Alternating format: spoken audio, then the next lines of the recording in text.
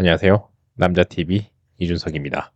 오늘은 무슨 얘기를 하려고 하냐면 삼성전자 때문에 난리난 일본 근황에 대해서 한번 얘기를 해보려고 합니다. 왜 삼성전자 때문에 일본이 난리가 났냐? 놀랍게도 삼성전자의 영업이익이 2027년 438조 원, 2028년 495조 원 이렇게 상향 조정을 했죠. 근데 이게 놀라운 게 뭐냐면 일본 영업이익 상위 100대 기업 예상치를 모두 합해도 이제 삼성전자 하나에 안 된다는 거죠. 그래서 이게 상대적으로 일본 기업들의 성적표가 초라해 보인다. 뭐 이렇게 얘기를 하는 겁니다. 일본 시가총액 1위 토요타 영업이익도 35조 원 정도가 되는데요.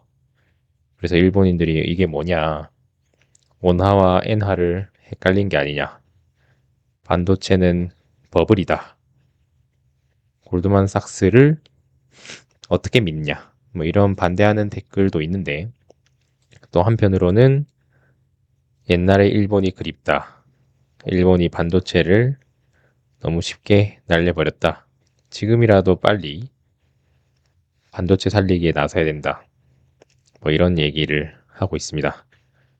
그래서 토요타나 소니, 소프트뱅크 등 자국 대표 기업 8곳이 반도체 기업 리피더스를 세웠다, 뭐 이런 얘기를 하면서 2나노 초미세 공정 양산에 성공해서 한국과 대만을 따라잡겠다, 일본 정부도 28조 원을 지원하겠다, 이런 얘기를 하고 있습니다.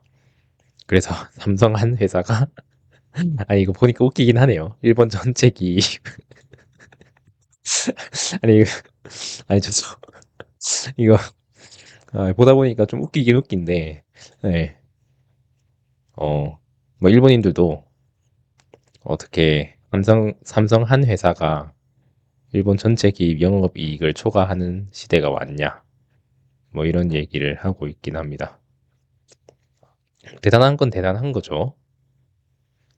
그래서 일본 뉴스들도 이것을 앞다퉈서 보도를 하고 있고,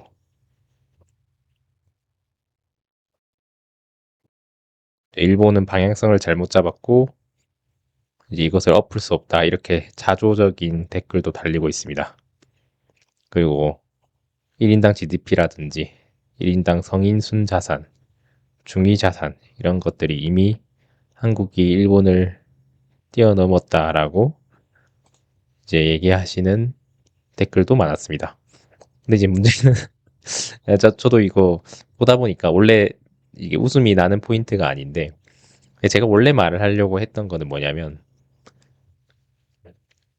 이게 사실은 이제 일본, 중국, 우리나라가 조금 다른 특성을 갖고 있는데, 이제 그때 언제였는지 일본 전문가가 한번 얘기를 한 적이 있죠.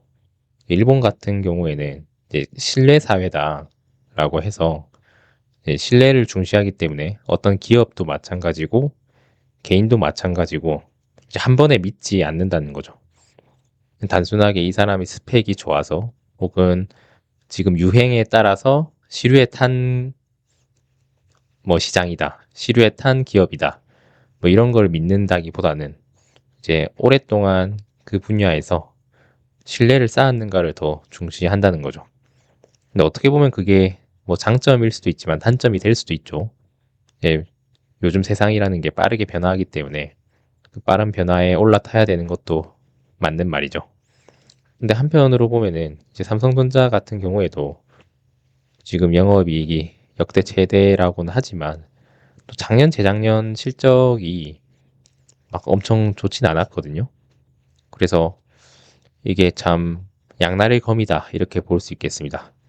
그래서 그 일본 전문가도 그렇게 얘기를 했었던 걸로 기억이 나는데, 중국 같은 경우에는 유행 이런 것을 엄청 따르기 때문에 시장이 폭발적으로 성장하기가 좋다. 다만 또 폭발적으로 없어지기도 하죠. 그래서 그 시류에 올라타지 못하면 금방금방 유행에서 뒤처지게 되는 이제 그런 현상이 일어나고 있는데, 한국 같은 경우에는 이제 중국과 일본의 어떤 중간이다, 이런 얘기를 많이 하죠. 그래서 이제 이게 참 좋은 뉴스이기도 하지만 한편으로는 경계해야 될 뉴스이기도 하죠. 원래는 이런 얘기를 하려고 했는데 이제 그래프로 보니까 너무 압도적이라서 좀 할 말이 없긴 하네요, 확실히.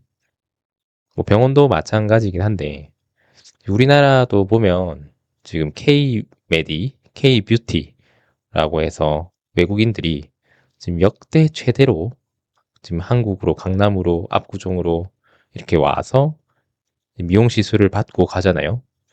근데 한편으로는 피부과 전문의 선생님들 같은 경우에는 진짜 진심 진료를 한단 말이죠.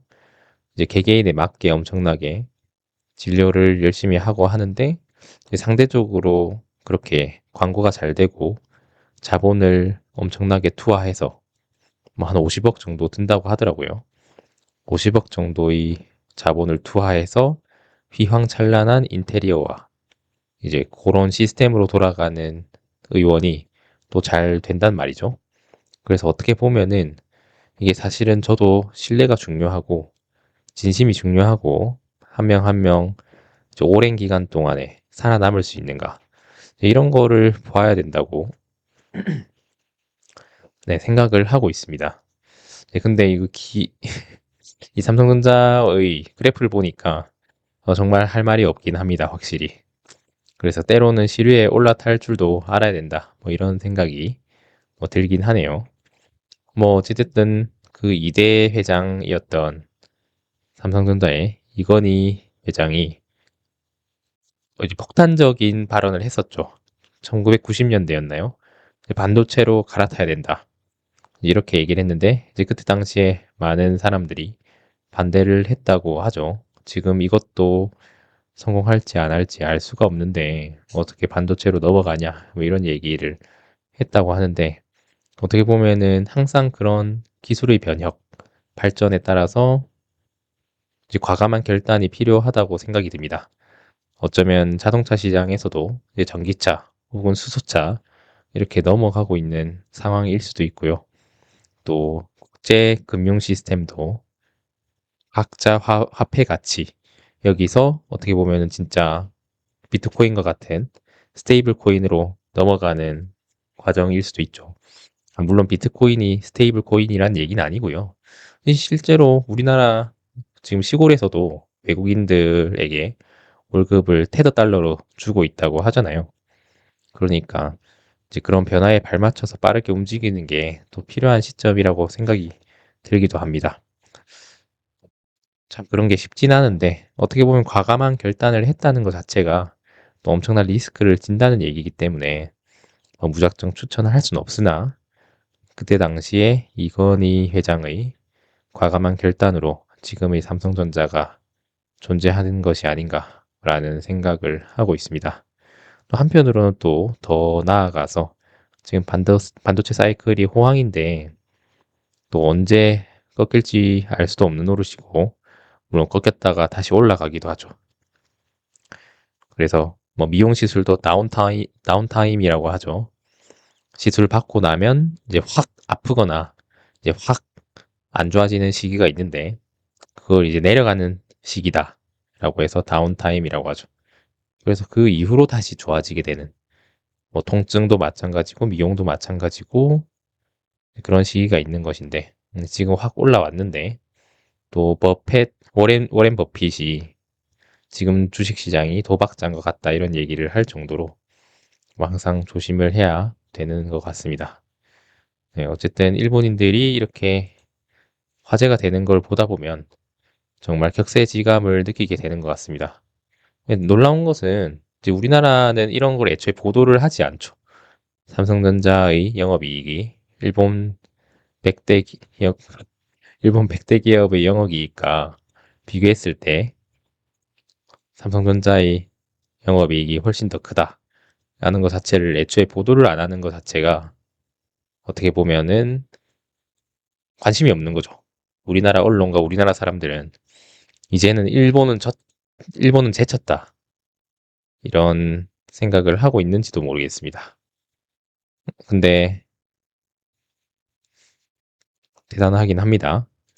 네, 이럴 때 또 자부심을 부릴 때는 뭐 부를 수 있다고 생각은 되네요. 놀라운 것은 SK 하이닉스도 여기에 포함을 시키지 않은 거죠.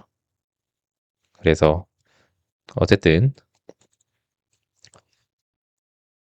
좋은 건 좋은 거라고 얘기할 줄도 알아야 된다고 생각을 하고 있습니다. 뭐 그렇다고 해서 뭐 일본 기업도 나쁘다 이런 건 아니고, 어떻게 보면 토요타 같은 경우에는, 일본 같은 경우에는 이제 확실히 이게 등락폭이 적다라는 느낌은 들어요. 그러니까 고점도 낮지만 저점도 높은 편이다 이렇게 볼 수 있는데, 대기업과 중소기업의 격차도 그렇게 크지 않은 걸로 알고 있거든요. 근데 우리나라 같은 경우에는 지금 삼성전자도 마찬가지고 SK 하이닉스도 마찬가지지만, 뭐 다른 LG화학이라든지 다른 대기업은 또 그렇게 실적이 좋지 않을 수 있단 말이죠. 대기업 간의 격차 혹은 대기업과 중소기업의 격차, 이런 것들이 나타나고 있는데, 뭐 다 장단점이 있다라고 생각은 듭니다. 이 부의 재분배의 측면에서도 요거를 어떻게 가져가야 되냐 문제가 많긴 한데, 또 한편으로는 이렇게